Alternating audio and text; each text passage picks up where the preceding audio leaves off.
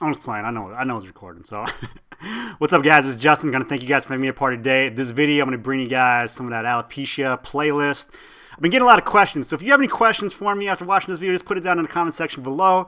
I'm gonna go ahead and answer as many as I can. I do these in one take. I don't really like editing and doing all this stuff, but I mean, if a lot of people respond to these, I will take it a bit more seriously. I do it in one take. I do all of my stuff in one take, like Jay-Z, right? So I don't write anything down. I just go. So what I did was that this one of the subs that I had, he kind of wrote a lot of some good questions, and I'm gonna actually make two. I was gonna make two videos out of this, but I'll go ahead and just smash it into one long one. Okay, so basically he asked me a lot of questions. Like his first thing was did a stressful situation trigger my alopecia areata? Yes, the answer is yes, or the answer is I think so, because what happened was a severe, like, life-changing event happened, and I lost all my hair. So I mean that's not even a question. Like I know that those two are related. So I mean a lot of people are like, just avoid the stressful situation. I was like, if I could avoid the stressful situation, do you think I wanted the stressful situation, right? But one thing to take in consideration is that you can have a happy life with no stress at all, and alopecia can take your hair away. I mean, it's not like you're not immune to it, so that's not a, you know what I mean? But they can definitely trigger a lot of other things. Your overall health like has so many triggers. Like a lot of people are like, yo, you know, you did this, so your hair fell out, or drink this green tea smoothie, your hair will grow back. It's like, it's so much more complicated than that. Like there's so many moving pieces that it's like changing a tire on an 18-wheeler while it's going downhill in the snow. It's like one thing's not going to fix it, all right? So the answer to that question was yes, a stressful situation happened at the time. And the weird thing is that you may not know it until later. So like even though the stressful situation maybe happened like in January, let's say it happened in January, like I might have lost my hair like in June. So that's another thing you got to take into consideration. So you always gonna, with your phone, I took so many pictures of my hair that I really want to share them and show you the growth and response and all that, but I might do that at a later time. Eating habits. Did eating habits have an effect on my alopecia areata? The answer to this is I don't know. When one is stressed, okay, so this is normal. When one is stressed, they have a tendency to not eat so well. Okay, now my diet, my metabolism in general, I've always been the skinny dude, so I would eat like McDonald's one day, Arby's the next. So I'd eat a lot of fast food. Sometimes I would eat once a day and that's not really good for you. Okay, my eating habits did change when my hair started going back, but that was due to treatment. I know that's due to treatment, but I made a lifestyle change, and I'm going to talk about that at the end. Okay, sleep habits. That was another thing too. Is that I wasn't really getting a lot of sleep because I was so stressed out. Like it was an event that my mental health was not in good shape. All right, and then my blood work, like I had blood work, like I have thalassemia minor too, which is it's a recessive trait in my blood. So I mean, there's underlying issues that could quite possibly potentially like lead to that. So I had something wrong with my blood in terms of iron, but the big one was my thyroid. So I had an underactive thyroid as well. So you had like, or I had this. So I had like hypothyroidism, thalassemia minor, poor situation, poor eating habit, poor sleep. So even like if let's say I didn't even have alopecia areata, I probably would have had like telogen effluvium. Telogen effluvium is actually, anybody gets this. This is when their hair falls out. And some of you guys might have experience with this, even if you don't have alopecia areata, or your parents might have. Like if somebody dies, like sometimes they'll lose hair, right? And then it'll grow back white. Like a white streak will come. And that happens. Like, it's weird how that happens. I was hoping to get like a little white streak right there, but it didn't happen. So, the argument might be that not only did I have alopecia areata, I had telogen effluvium, which is diffuse hair loss. Like your hair just falling out, man. Like no idea why. So I might have had that. So I could have possibly had both. So my dermatologist was like, "Yeah, you probably have." He was like, "You're in bad shape, Justin. You need to." You need to fix it. And I'll tell you what ended up fixing it for me. So I had probably telogen effluvium, alopecia areata turned into alopecia universalis, thyroid issues, blood work issues, stressful situation, poor eating habits, poor sleeping habits, and I just was in a bad spot. Like I guess probably it's without a doubt the worst time in my life, and I still went to work, and that was pretty tough for me.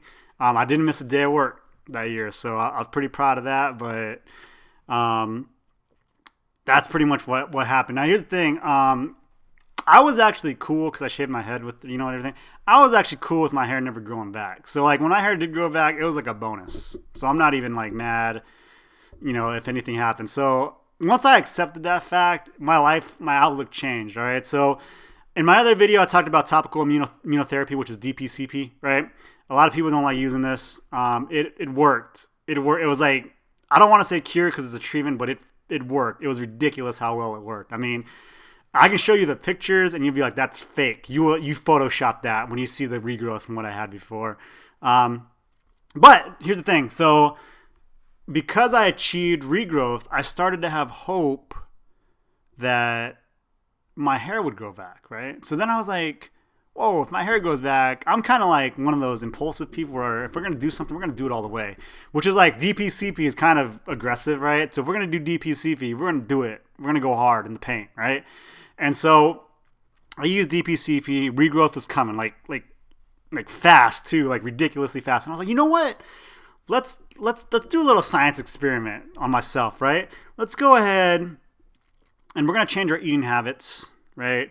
We're going to sleep better and we're going to do all these things. So what I did was that I downloaded an app called MyFitnessPal, right? And a lot of you guys know, and I still use this. I recommend getting MyFitnessPal and JetFit and sleep monitors on here. So MyFitnessPal, I put in, a certain amount of calories. It's basically you log all your food and it shows you your calories, okay? Now, just the thought, and I've done extensive research and reading about, the power of willpower and habit and all that stuff, right? So, just the practice of logging your food and being aware of your calories, your intakes, your carbs, and all that stuff, it really improves your overall health. Okay. Now you got to remember, at the time I'm still bald, right? But I'm getting like sufficient regrowth. Like I have to actually shave more often because it's growing out of control, right? So then I changed my diet. Okay. I recommend a diet as the top thing to change because a lot of people want to work out. No, do your diet first. Because if you can fix the diet, get your diet game right, that you'll see so much more results in terms of that. So what I started eating was a bunch of kale. And the only reason I ate kale was because I ate it with chicken, right? Because I really like chicken, right? So I ate kale and chicken almost exclusively. And I lost probably like 30 pounds, right? And it was fat because I was a fatty, right? I was chubby. And the thyroid medicine started working, so I was taking Cytomel, right? So fat was just falling off, right?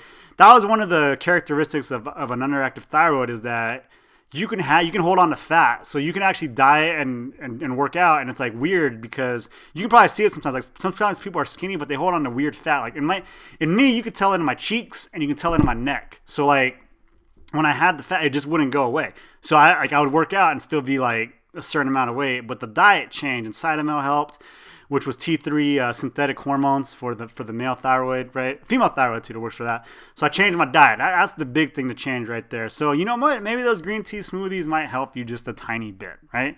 The other thing I started to do was I started to work out too. So and I think this is important for men and women. And I don't mean workout. Like yoga in general is it's difficult. I mean, it's not easy. But what I would recommend for males, even if you're skinny, or even females if you're skinny, to do compound movements. Okay, compound movements means more than one muscle group being worked at the same time. So that's anything from bench press. Bench press is good. Shoulder press is good. Squat, deadlift. Anything like that. Anything where you have to use your whole body to lift something, that's like the best exercise to do. And here's the other thing for women. Okay, women, if you're worried about getting big, you won't. It's impossible. It's like 99%. There's only like 1 percentile or 99 percentile. There's probably only like 1 or 2% of the women's population that could lift heavy and gain muscle like a dude. And the thing about it is that those women actually look ridiculously awesome. So it's not like they're getting big, like bulky. They're getting really slender. And and you can tell because they'll look like a gymnast. Like their body type will be a gymnast. So for women, if you're afraid of getting big, you won't. There's no way, because there's two things you need to get big, like a bodybuilder. You need testosterone, which you don't have enough. You just don't have enough of it as a female. Okay, even if your level is high, you still don't have enough to be big and bulky.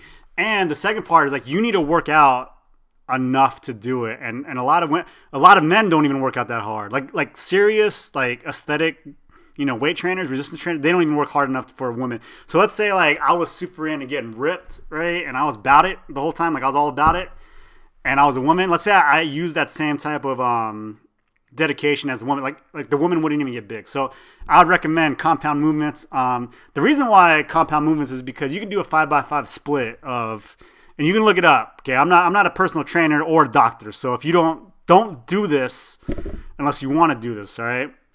And then, but as a woman, you can do like bench press and all that stuff, because you can work out for 30 minutes and just go hard on a squat and a deadlift, and it's really good. Like women that squat and deadlift look tremendous, like 1,000 times better looking than any other women that don't do that. Okay, I'm not a personal trainer, so I'm gonna get off of this topic here in a second, but for me, I didn't even do squatting or deadlift because I ain't trying to buy new jeans, right? Because I'm not. That's just a whole different topic. But what I'm saying is that working out in general is going to help you. For men and women, you should resistance train. I recommend resistance training in general. Resistance training is good because you can control the weights. That's why you want to do resistance training in general, especially if you're a skinny woman. Like a skinny woman, like, you can probably build muscle quick. And a skinny dude, if you just do some shoulder presses and bench presses, don't do any of the like this stuff, like isolation movements or like, these weird movements where you only work one muscle, because it's just not effective for what you want to get done. Like deadlifting, if you want abs and that stuff, just deadlift and bench press, because power lifters, they got abs, like ripped abs, and they don't even work abs, okay? That's from a low body fat percentage. But anyway, so I changed that. So I changed my diet. I started doing compound movements. And one of the things that people started noticing that I got big, like I got bigger. So I dropped weight, but I was getting like, denser, right? So a lot of people noticed that. So that felt good too. So my hair was like coming back. My diet was on point. I've been doing it for almost 200 days right now. And I'm like getting there. And then, your clothes just start fitting better, man. Like for dudes, it's the shoulders and your chest. Like once you get that, you're good. For ladies, you just look better in general. So that helped. But then here's another thing, right? I actually think sleep is more important than working out. So if you know you can't work out, I don't want to say can't, because I think everybody in general wastes at least 1 hour of their day. And you can work out and do that, right? So let's say like you don't want to lift, right? Or you're going to add that later, right? You want to do it maybe later. You want to see what I would recommend first is changing your diet, right? And then changing your sleep habits. Do those two first, and then lift heavy, okay? And women, lift heavy. You guys look incredible when you lift. Anyways, so here's sleep, right? So here's the thing about sleep.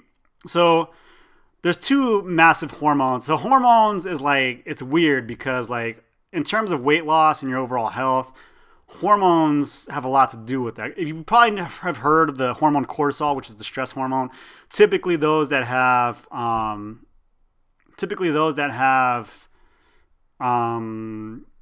areata, they're pretty stressed out, so they have a high level of cortisol. And another thing that cortisol does is that it holds on to fat too. So like that's one of those things, right? But one thing that is a catalyst to all that too is not having enough serotonin and dopamine. Now serotonin and dopamine are hormones produced by your brain. They're actively produced the most when you sleep. Okay, so serotonin and dopamine is like dopamine is what makes you feel good. Like I mean endorphins and dopamine and serotonin. So like when you take a drug, like for instance, like an addictive drug, what happens, like the high that you get is like a flood of endorphins and dopamine and serotonin. Like that's what happens in your brain. Or if you eat something really good, or if anything, like if you spend time with somebody special and you're really happy, like that feeling you get like in here and in your head, that's serotonin and dopamine overflow, okay? Or sexual orgasm, anything like that where you experience pleasure, okay? Now, if you don't get enough sleep, what happens is that you can't create that. So it's like, let's say I just sleep for like 4 or 5 hours a night, right? like you're just going to in general be in a worse mood than somebody that gets 7 to 8 hours of sleep a night, because you're not creating you're not creating a reservoir of dopamine and serotonin to like make your brain, make you feel like a good person. That's why people that are depressed usually don't sleep very well, or they sleep all the time and then they have to binge sleep, and it's like sleep deprivation all the time. So if you're serious about it, like you're really super serious about seeing if this is going to work for you, I would recommend diet, and you got to get 7 to 8 hours of sleep. I would recommend 8 to 9 if you can get it, but for me, for a lot of people, I changed to 6 to 7 hours of sleep, and it was a huge change in my life. If you can get 8 to 9, and here's the thing you got to ask yourself, man. If you're saying like, oh, I can't do that, I go to sleep at 12 o'clock and I got to wake up at 6. I was like, well, go to sleep earlier. You might have to go to sleep at 9 o'clock.